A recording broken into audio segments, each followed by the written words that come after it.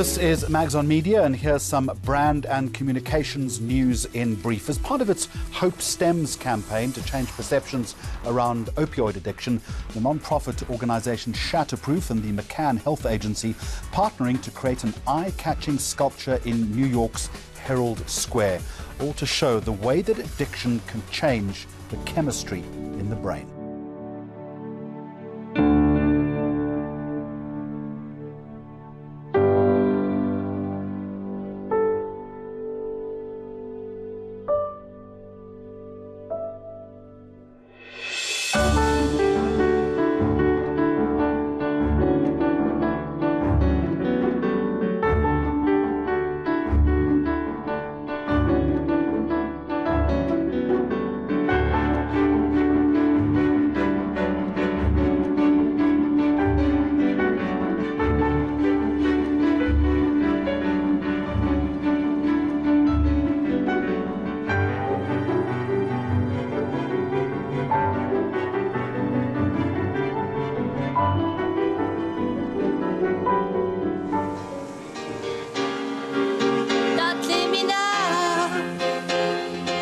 Advertising agency TBWA Paris creating a sweet short film featuring a pair of lovable French amphibians serenading the White Cliffs of Dover, all in a bid to lament Brexit.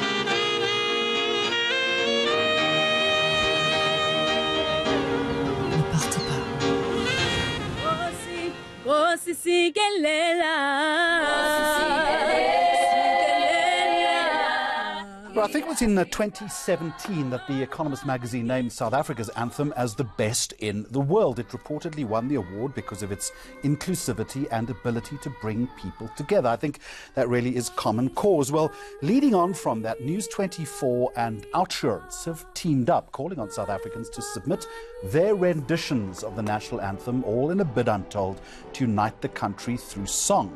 Let's talk about it. Miles Brown is with us, head of News24's brand studio and a digital marketing creative lead for the insurance brand, Chris Potter. A warm welcome to you as well. What drove the innovation? What was the thinking behind it? Thanks, Jeremy. Yes, absolutely. So on the back end of that accolade, we wanted to leverage our audience and our platform to try and inspire and unite our country. And so we came up with a concept called the Anthem Project. It's essentially a three-phase campaign where the first element is we've asked our readers to send their renditions of the anthem to us, which we've hosted within like a website.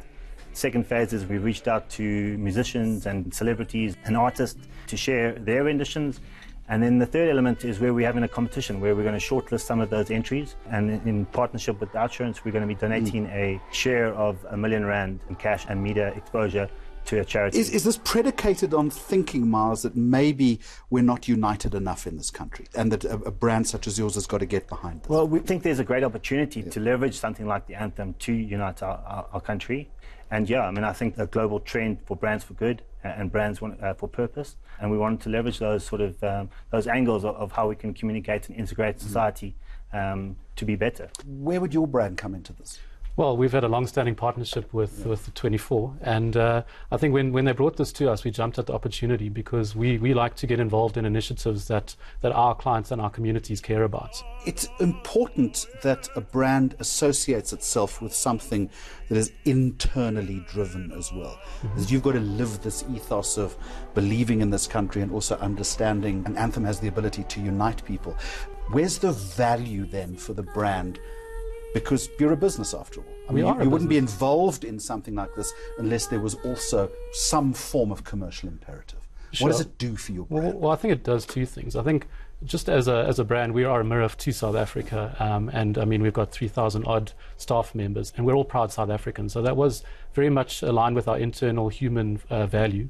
For us as a brand, it's about getting involved, and I think there's a lot of initiatives that we engage in that are active in our communities, particularly, uplifting and empowering people that wouldn't necessarily have that before. And this was just another opportunity for us to get involved. Something that was engaging and something that wasn't just an enter and win. It was more of a, getting people together to actively do something. But it also is of a quasi-political nature, because there is risk attached to something like this, because the anthem itself, however well recognized it is, however embracing it is, however beautiful it is, it's still, to this day, believe it or not, has its detractors.